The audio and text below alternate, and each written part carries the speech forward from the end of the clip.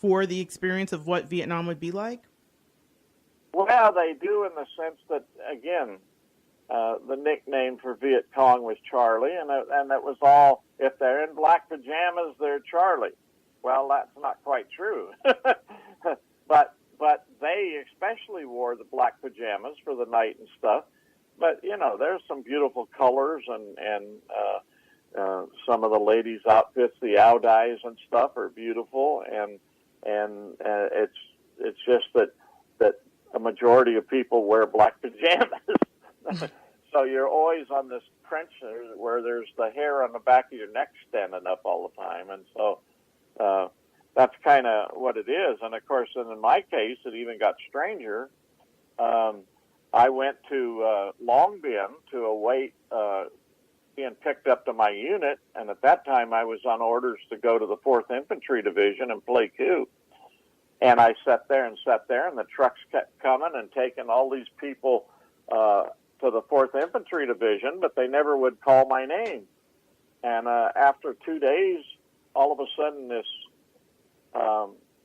Willie's Jeep drives up that's green and white, and it's the National Police vehicle, and they call my name and throw me in that Jeep, and off we go. Go where? And the next thing, well, what I found out was they weren't telling us where we were going, and the reason was that I ended up going downtown into Saigon and taken to the Citadel there, which happened to be one of our nation's top intelligence secret training houses there. And I don't know how secret it was, but that's what, of course, what they told us. Okay. But so you went in there, and everything is super top secret, super this, super that.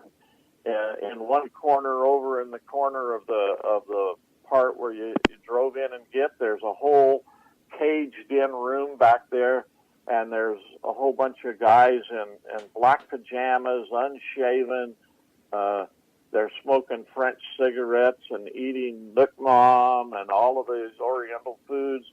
And the reason was those guys were in training to be the super long-range patrol guys that they were going to ship back in the backwoods. Well, if an American goes in and we got our nice fresh shaving cream and lotion and we're all of this, and we got our starch uniforms and we got all the stuff from our weapons and stuff and banging around, well, they know who you are.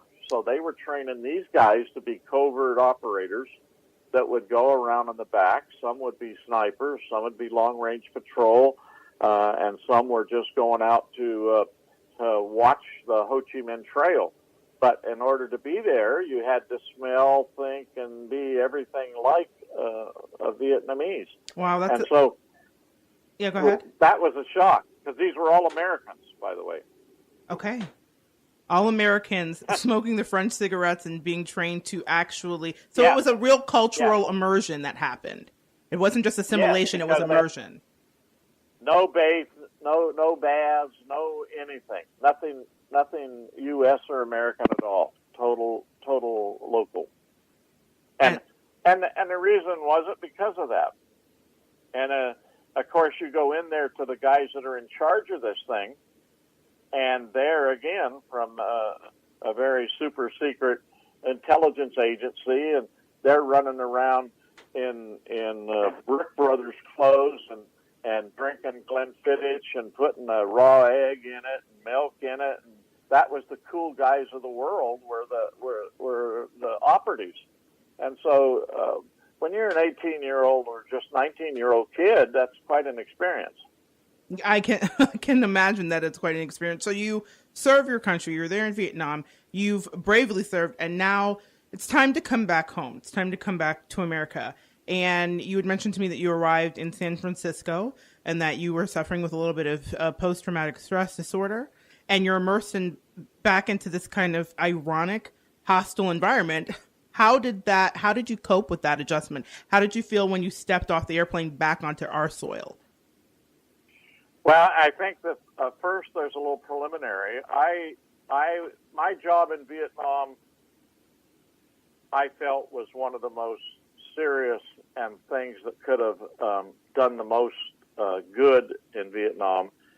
And so I extended and stayed an extra 6 months there. Wow. So in a sense, instead of a 1-year tour, I ended up with actually 17 months and 20 days or something.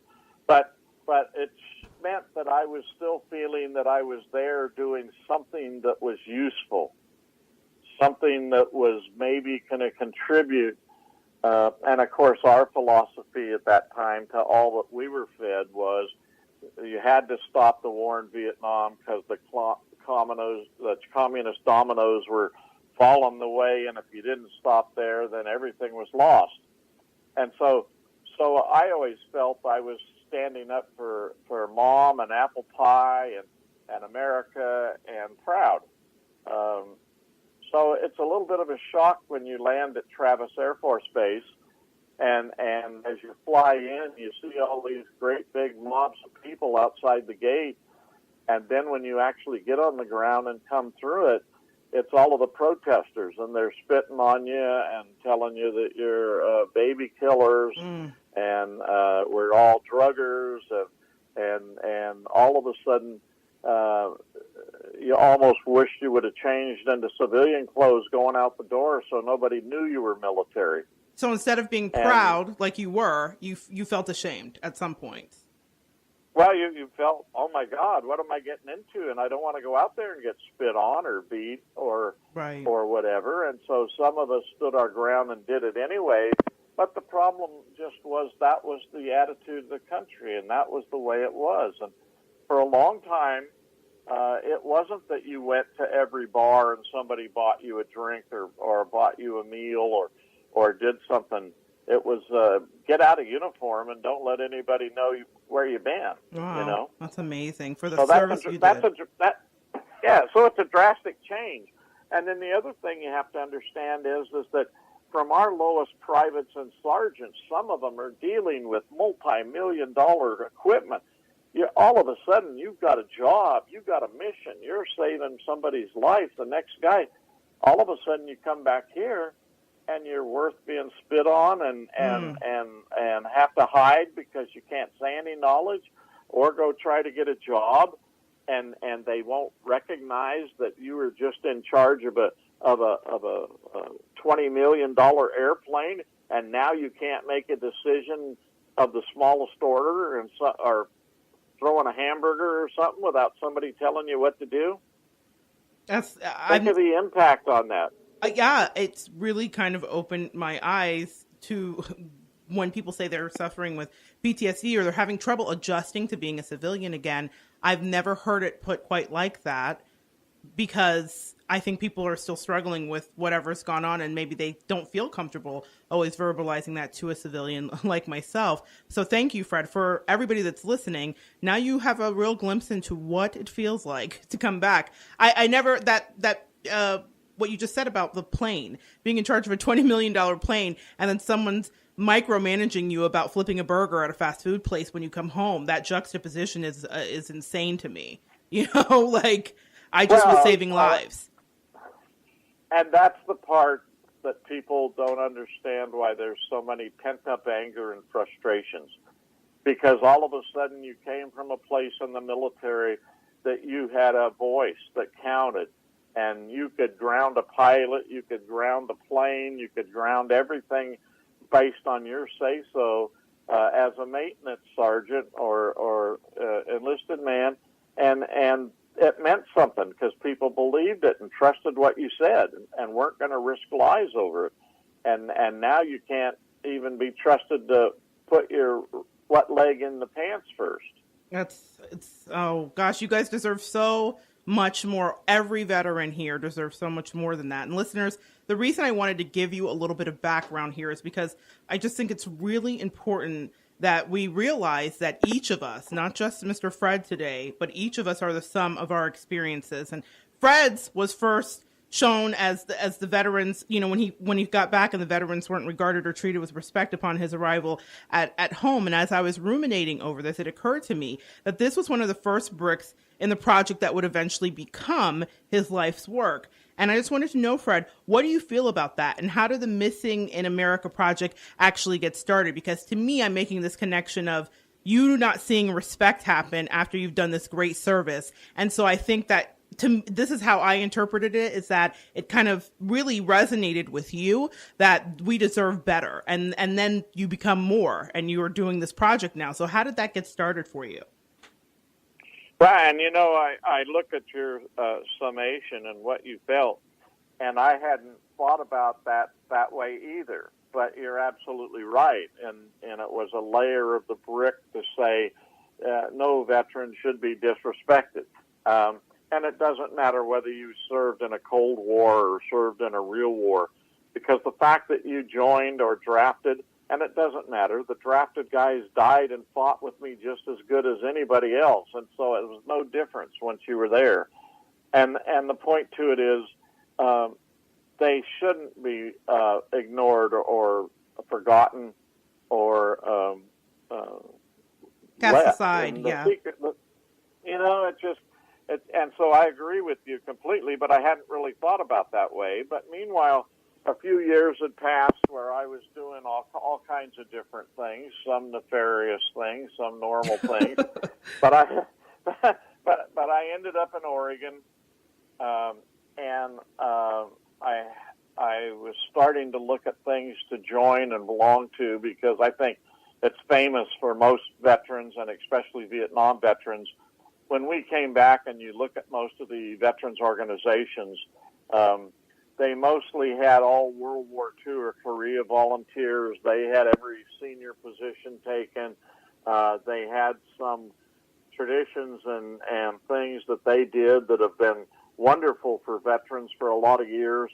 But us that were new veterans just couldn't quite grasp some of that formality that was different, because in Vietnam, it wasn't that strict in the sense that when you're out in the jungle for 3 weeks, 4 weeks and living out there and you're not coming back to civilization, there isn't a lot of strict structure. And when you got back to base camp, the worst person in the world was the old colonel or the old somebody that wanted all of the spit and polish in Vietnam when it was monsoon weather and raining so you tended to not look to stuff that if it didn't have a good reason why, you didn't want to really join and do things.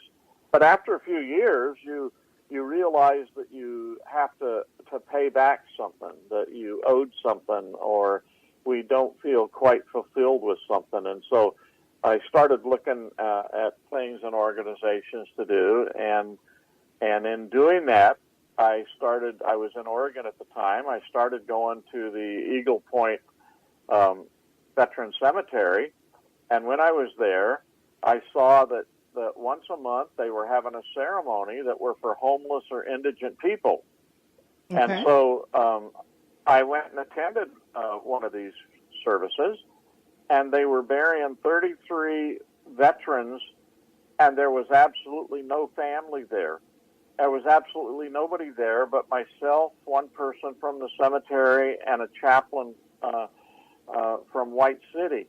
And so you looked at 33 veterans being buried and going on, and there wasn't a single thing or person to recall them except for me at the time. And it just said, oh, my gosh. And so then I went back, and I ended up calling about 9 states to VA cemeteries to see what they did. And lo and behold, I found that Nevada had just buried 34 soldiers that were unclaimed or indigent.